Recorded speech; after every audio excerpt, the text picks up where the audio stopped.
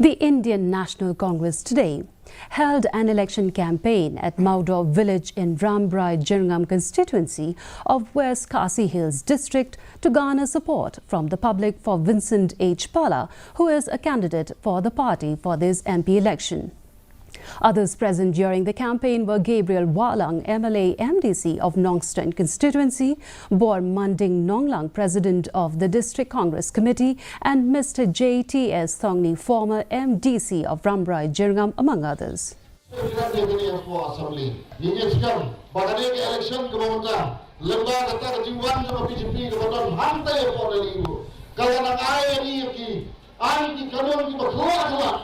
Kamanang penjenjang itu yang paling juli. Nilai banar kakin, gomba filasanya ia kasih Rambrai, jaya ia kasih MP election. Kapan kawai, kapan kerbang. Ambil pelangi bini, lalu bini pengesan berperang, lalu pun jauh bini perang. Kalau gomba pengesan yang mudi.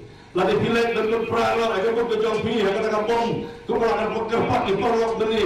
Kata ini kepenskam yang mudi, yang BJP, nama laki lu yang terhilang tewat hangi, hadas setiap kejami. Apa lama?